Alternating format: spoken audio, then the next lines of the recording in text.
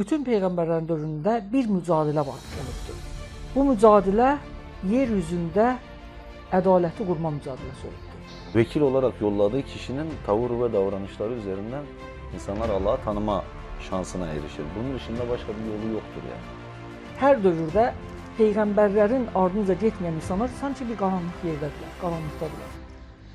Heç nəyə görə bilmirlər. Amma peyğəmbər olan yerdə bir ışıq yanır. Musa Aleyhisselam'ın zamanında yaşayan biriyim ben mesela. Ya Musa Aleyhisselam'a niye inanayım? Bütün peyğəmbərlər eyni dəlillər gətiriblər insanlara. Kafama şöyle yap. Ben bir peygamberin peygamber olduğunun delili nedir sorusunu sordum. Vasiyet dedi ve bunu açıklarken ilk peygamberden başladı. Hər kim gəlib bu üç maddəni ortaya qoysa, şəksiz, şübhəsiz o şəxs Allahın hüccətidir. O şəxs Allah tərəfindən göndərilmiş şəxsdir. Şimdi mesela günümüzde bir peygamber gelse, desek ben peygamberim, hani en azından neye göre onu değerlendireceğime dair kafamda bir şey oluştu. İnsan var məsələn, bugün deyir ki, mən Muhammed sallallahu inanıram və yaxud İsa'ya inanıram. Deyirsən, niyə inanırsan? Qalır belə cavab verə bilmir.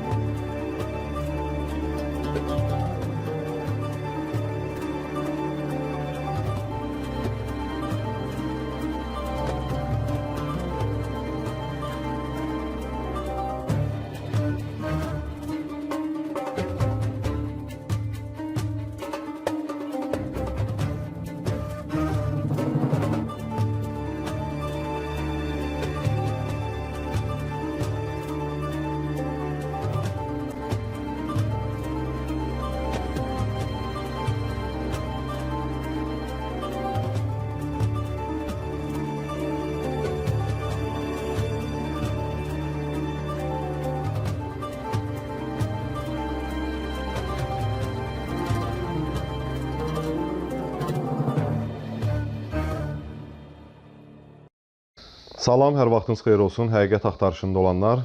Həqiqət axtarışı verilişi bu dəfə Türkiyədədir. Türkiyədəki həqiqət axtaran qardaşlarımızla bir yerdə. İnşallah bu verilişdə həqiqətlərə çatmağa çalışacağıq. Mən aparıcınız İlkin Əliyev. İstəyirəm qonaqlarımı təqdim edeyim. Rəşad abi, Hikmət qardaş. Mövzumuz peyğəmbərlərdir. Allahın yer üzünə göndərdiyi elçilər. Elçilərin gəlməkdə məqsədi, səbəbləri, gələn elçiləri, kişilərin, cəmaatın tanımasıdır və tanıma üsulları olacaq inşallah. İstəyirəm Hikmət qardaşdan başlayayım. Peyğəmbərlik deyiləndə ümumiyyətcə nə başa düşürük? Peyğəmbərlik insanların qavramında nədir? Bu cür insanlar ümumiyyətlə peyğəmbərlik anlayışında çox biliyə sahib deyirlər, ümumi cəmiyyət. Və ümumi cəmiyyət peyğəmbərliyin sadəcə dini bir mövzuda gəlib insanlara əxlaqi normaları, yaşayış tərzini və sair şeyləri, halalları, haramları öyrətmək üçün gəlirlər. Allahın açıqladığı hökmləri açıqlayırlar, çıxıb gedirlər. Ümumi olaraq peyğəmbərlik deyəndə insanların ağıllarına bu gəlir. Amma həqiqətə baxsaq, peyğəmbərlərin ta Adəmdən Muhammed sallallahu qədər və onların vəsilərinə baxsaq, bütün peyğəmbərlərin dövründə bir mücadilə olubdur. Bu mücadilə yeryüzündə ədaləti qurma mücadiləsi olubdur. Belə yaxınlaşmaq olardı. Sanki məktəbdə uşaqlar oturub dərsə gəlib, müəllim də çıxıb dərsi izah edir. Yəni bir yerdə bu anlama gəlirmi? Bugünkü cəmiyyət elə deyir. Bugünkü cəmiyyət bəli, bir yerdə müəllim kimi düşünür. Amma həqiqətdə peyğəmbər sadəcə müəllim deyil. Peyğəmbər cəmiyyətin inkişafındakı bütün rolları üstlənir. Bütün rolları icra edir. Və əslində bir xəlifə, bir rəhbər, bir idarəçi insanlar üzərində həm iqtisadi, həm siyasi, həm sosial, həm mədəni, cəmiyyətin hər bir yönündən onları idarə etmə rolunu sahiblənir Peyğəmbər. Onda bir şey də sual verim. Rəşad qardaş, istəyirəm sən deyəsən. Höccətin olması vacibdirmi? Yəni höccətsiz insanlar yaşaya bilməzdimi? Yəni peyğəmbərsiz.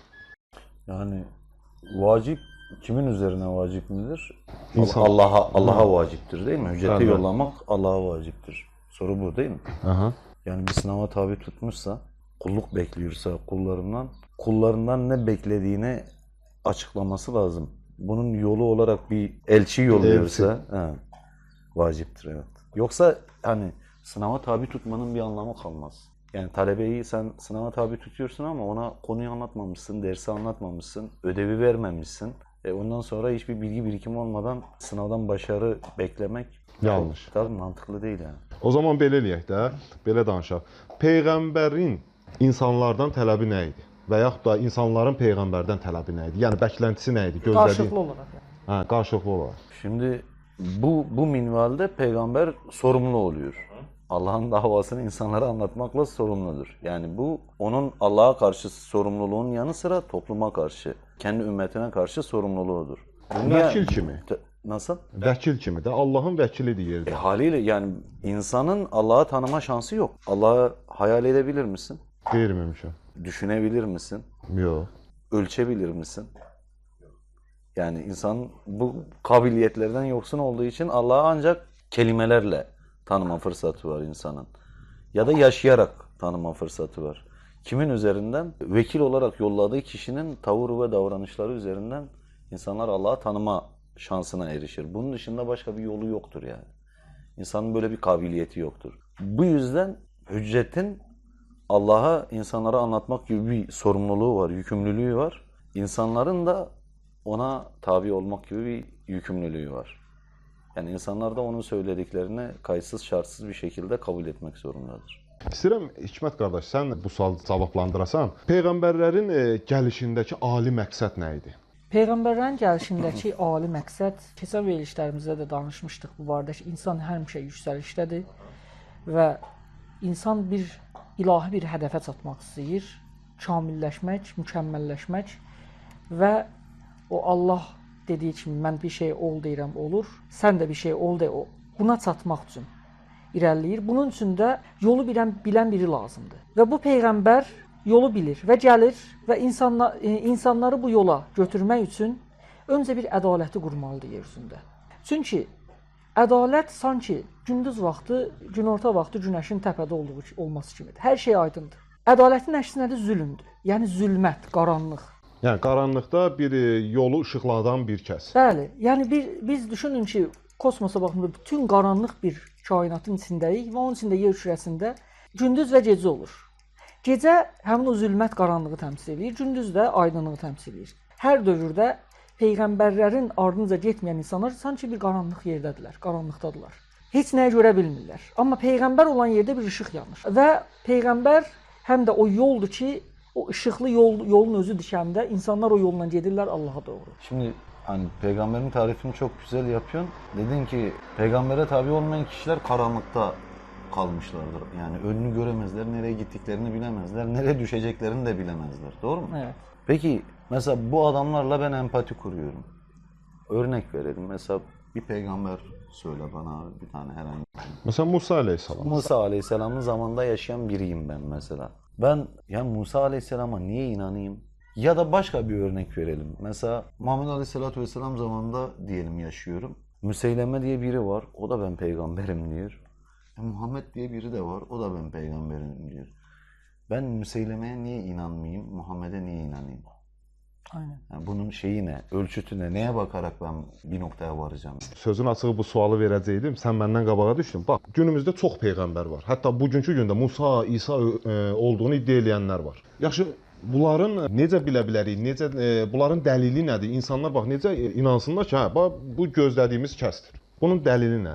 Yəni bunun dəlilini başa düşmək üçün ta ki Adəm əleyhissalamdan Muhammed sallallahu qədər bu gün hər dindən olan insanlar hərə öz peyğəmbərinə inanırlar. Bu gün ki şəxsin doğru və ya yanlış olduğunu bilmək üçün keçmişdəki şəxslərin həqiqətən də haqq olduqlarını necə bilirik? Yəni iddiaları nə idi? İddiaları nə idi? İddiaları nə idi? Onlar gəldilər, özləri dedilər ki, biz Allahın elçiləriyik. Biz bu gün biri çıxıb iddia eləsə, onun haqq olduğunu bilmək üçün bundan əvvəlkilərin iddialarını və onların necə özlərini sübut elədiklərini bilməliyik. Yolu nə? Yolu 3 ilahi dəlillə əsas olaraq özündən əvvəlkilərin o gəlmədən əvvəl xəbərinin verilməsi və yaxud buna vəsiyyət edə Yəni bilərik. biri bu dövrdə yaşayır və vəsiyyət mi qoyur, hər hansısa bir xəbərdarlıq mı yazır ki, məndən sonra filan kəs gələcək. Bəli. Ondan sonra elmi olmalıdır. Şart mı? Her peygamber için bu geçerli mi? Evet. Yani konu da bu ki, bütün peyğəmbərlər Adəmdən Muhammedə qədər və 124 min peyğəmbər eyni dəlillər gətiriblər insanlara. Çünki peyğəmbərliyin tanımanın bir yolu var. İlahi elsiliyi tanımanın bir yolu var. Əgər 124 min dənə peyğəmbər varsa, Allah bu hamısının vəzifəsi peyğəmbərlikdir. Və bunların ona görə də özlərini tanıtma yolu da məntiqən bir dənə olmalıdır. Bir yol deyəndə ümumiyyətcə nə nəzərdə tutulur zəhmət Yəni olmasa? bir yol dediyim, yəni hamısı eyni yolla tanınır. Yəni üç əsas dəlillə tanınırlar. Biri dediyimiz kimi özündən əvvəl onun xəbəri verilməlidir gəlməmişdən əvvəl. İkincisi elmi olmalıdır ki, həmin zamanda bütün insanlardan daha elmli olmalıdır. Üçüncü məsələ də budur ki, Allahın hakimiyyətinə çağırmalıdır. Bax, üç yol deyirsiniz. Üç yolun birincisi dedik ki, vəsiyyətdir. Qabaqcadan xəbər vermək. Yəni məsəl üçün mən gedirəm, məndən sonra biri gələcək. Yəni bu kimimi? Ən bəsit örnək verim elə günümüzün örnəyi. Bu gün insanlar Mehdi gözləyirlər. Niyə gözləyirlər? Çünki qabaqcadan xəbər verir ki, Mehdi deyə bir nəfər gələcək. Yəni bir qurtarıcı gələcək. Xəbəri verilməsəydi insanlar gözləməyəcəkdilər. Bu barədə yəni geniş danışsaz yaxşı olar məncə. Ben tam anlayamadım. Yani vasiyet nasıl bir şey oluyor? Yəni Adəm əleyhissalamı ilk baxarsaq, ilahi əl yazmalara baxsaq görürük ki, ilahi kutsal əl yazmalar. Ən bəsiti Quran-Kərimdə deyilir burada. Bəqərə surəsində deyilir ki, mən yer üzünə bir xəlifə atacağam, yerləşdirəcəm. Allah deyir. Allah buyurur. Buradan məntiqi nə görürük burada? Ayətdə xırda bir incəliyə baxsaq, Allah Adəmi göndərməmişdən, yaratmamışdan əvvəlcə onun xəbərini verir. Və bu xəbəri verməklə artıq bir hüccət tamamlayır mələklərə ki, məndən olan bir nəfər gələcək. Aslında bu bir manifestodur değil mi? İlandır yani. Elan edir, bəli. Məsələn, deyir, bunu başqa cürə vəsiyyət də deyilir. Allah bir vəsiyyət buraxır. Mən yer üzünə birini göndərəcəm. Onda belə çıxır ki, vəsiyyətin başlanğıcını Allah Adəm əleyhissalamı bəyan etməklə başladı. Bəli, ilk vəsiyyəti Allah yazıb. Bunu hansı örnəklərdə görə bilərik? Adəmdən sonra Adəm İsa əleyhissalamı təyin elədi. Ondan sonra baxırıq Saul Davudu təyin eləyir. Davud Süleymanı təyin eləyir. İsa əleyhissalam özündən sonra Peteri təyin eləyir vəsi olaraq. Vəsi nədir? Vəsiyyət sahibi. Vəsi sözü zaten vəsiyyət sözü vəsidən gəlir. Muhammed sallallahu İmam Əli əleyhissalam təyin eləyir ondan sonra və ondan sonra da 11 imamın adını çəkir, təyin eləyir.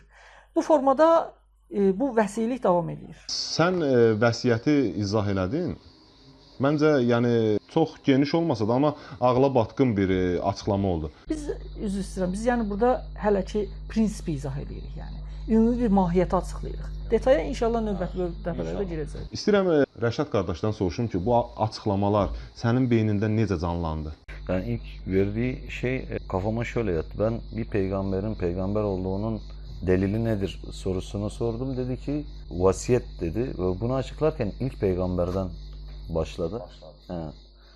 Ve son peygambere kadar bu silsilenin nasıl geldiğinin bir şeyini, mentalitesini 30 oturttu. Evet.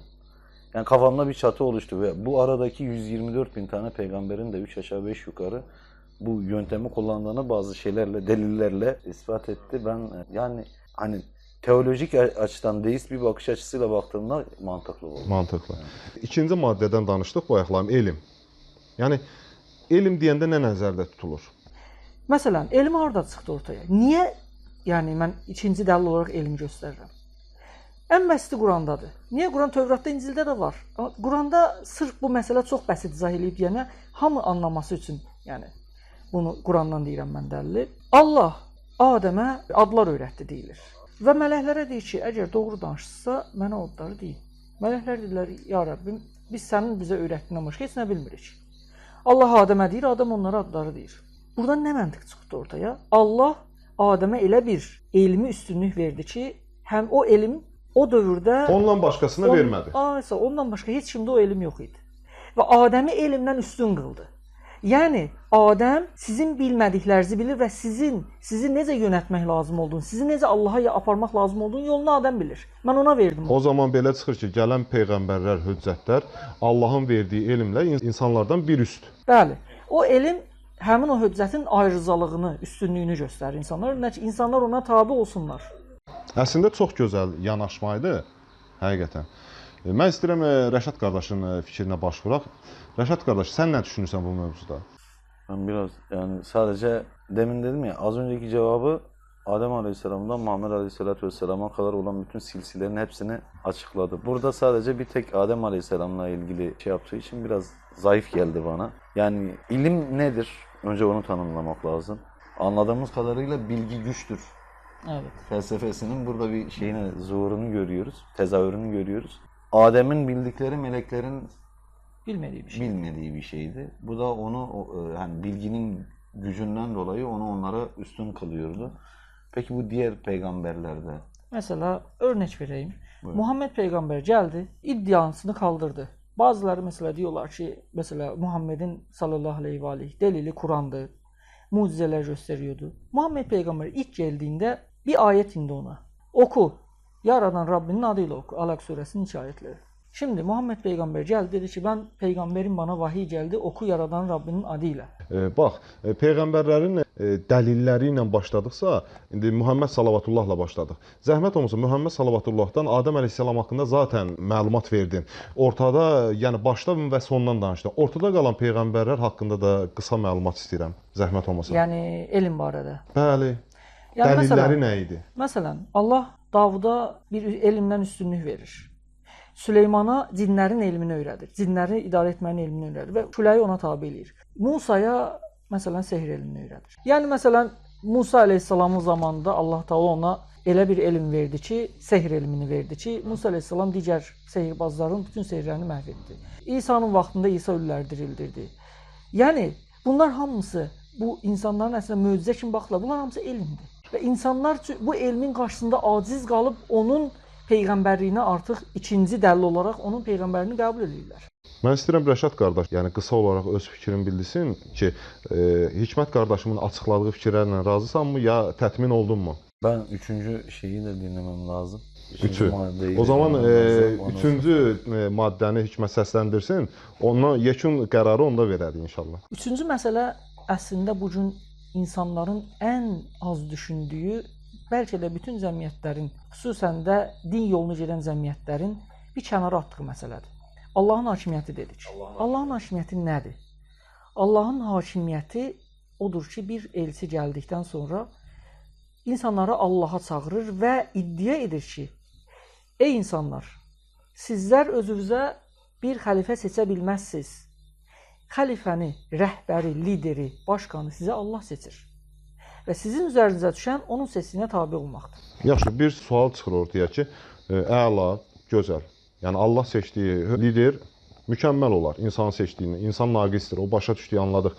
Amma bəs yaşanılan dövrdə höccət yoxdursa, yəni insanlar necə eləsinlər, necə tapsınlar, necə qərar versinlər? Başa düşdüm. Yəni sən deyirsən ki, qardaş, yəni tamam, bir peyğəmbərin olduğu dövrdə peyğəmbər bunu iddia eləyir. Ya təslim olursan, ya olmursan. Yaxşı, bəs bizim əlimiz çatmasa peyğəmbər olmaz. Bəli, əlimiz çatmadığı halda.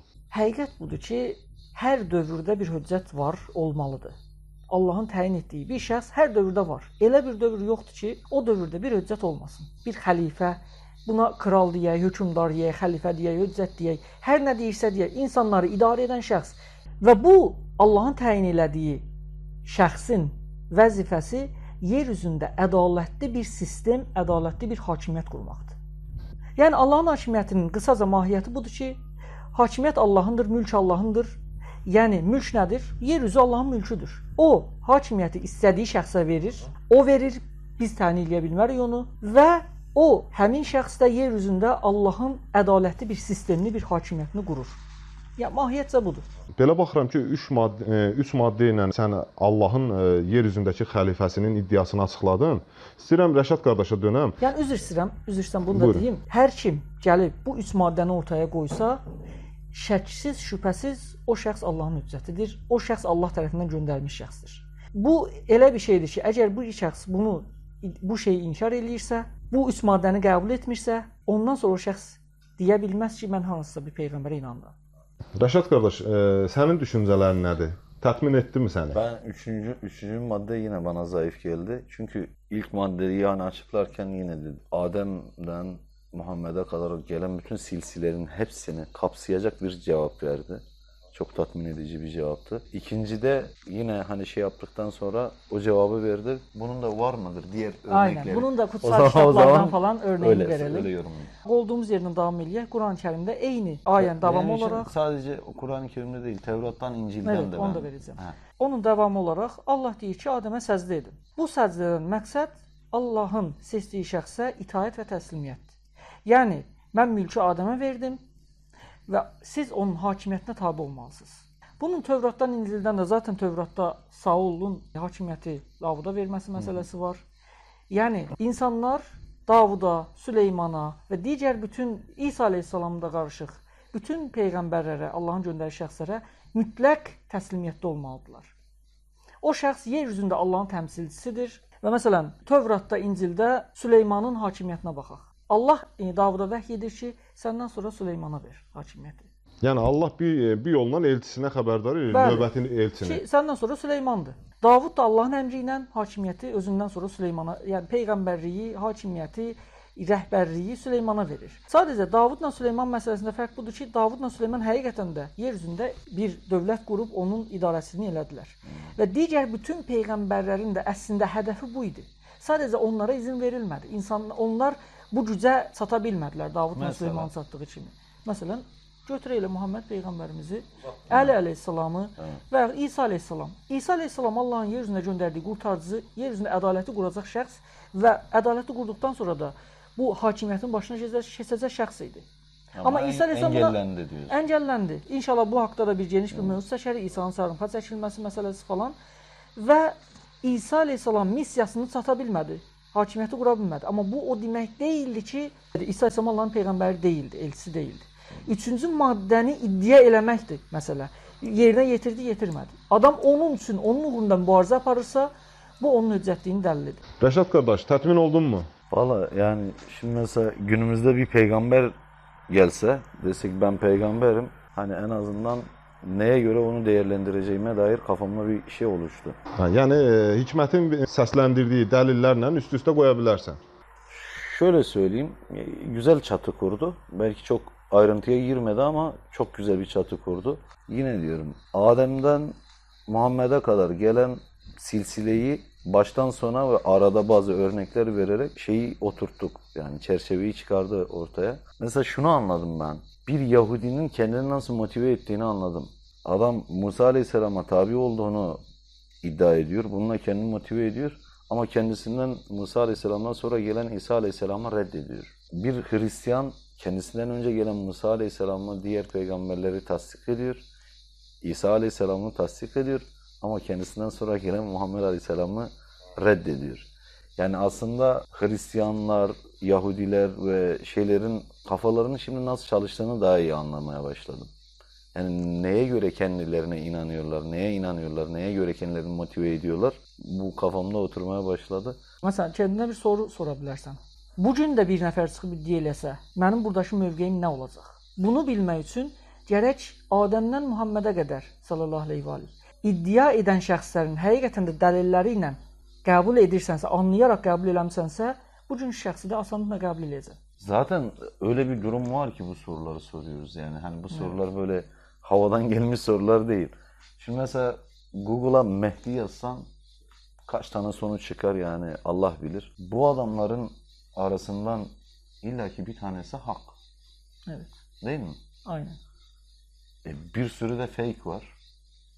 Orijinalle taklit arasındaki farkı nasıl anlayacağız? Benim biraz şeyim buydu yani. Kaygım Bu da buydu. üç delille anlayacağız işte. Bu sağlam. Bu üç delil sağlam. Yani çünkü kutsal metinlerin tamamının bir şeyini çıkardın. Özetini çıkardın.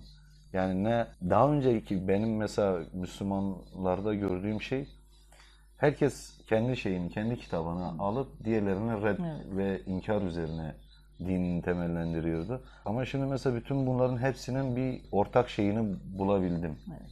Yani arada çelişki de kalmadı. Yani Tevrat ne diyor, İncil ne diyor ya da bu insanların hadisleri, mitolojileri neye göre bina edilmiş, bu biraz kafamda şekillendi. Faydalı oldu, ben teşekkür ederim. Mən ümid edirəm ki, bizim izləyicilərimiz üçün də bu maraqlı veriliş oldu. Mövzu ümumiyyətcə çox geniş və dəyərli mövzu oldu mənə elə gəlir ki, danışdıqca yəni vaxt məhdudiyyətindən dəydiyimiz mövzulara bacardığımız qədər dəydik, anlatmağa çalışdıq. Çünki üzr istəyirəm, yəni əsas hədəf mahiyyəti izah eləmək. Detallar kitablar, ilahi kitablarda, hər kəsin öz inandığı əl yazmalarda falan var. İstəyən gedib araşdırar, oxuyar, detallı şəkildə öyrənər. Bizim hədəfimiz mahiyyəti açıqlayıb insanların Yəni yol göstərmək. Bəli, bu düşüncəni formalaşdırmaqdır ki, əslində biz nəyə inanırıq? İnsan var məsələn, bu gün deyir ki, mən Muhammed sallallahu inanıram və yaxud İsa'ya inanıram. Deyirsən niyə inanırsan? Qalır belə cavab verə bilmir. Yəni inancın niyə inandığını niyəsi, bilmir. Sadəcə həmin cəmiyyət içində müsəlman, xristian, yəhudi və yaxud buddist, digər cəmiyyətlər içində doğulubdu, böyüyübdü, belə görübdü, buna görə inanır. Yəni bu gün insanlar inandıqları peyğəmbərlərə niyə inandıqlarını bilmirlər. Hədəf niyə ay insanlar, ay cəmaət. Siz bu peyğəmbərlərə inanırsınız, bu dəlillərə görə baxın, sizin kitablarınızda bu dəlillər keçir. Əgər bilmirsinizsə buyurun, açın, oxuyun. Bunlarla əlaqədar gələcək bölümlərimizdə zaten çəkəcəyik. İnşallah bəhrələndirilməyə çalışacağıq. Bugünlük bu qədər. Həqiqət axtarışında verilişin sonuna gəldik. Əhmədi sülh ilə qalın. Gələn bölümlərdə görüşmək ümidi ilə.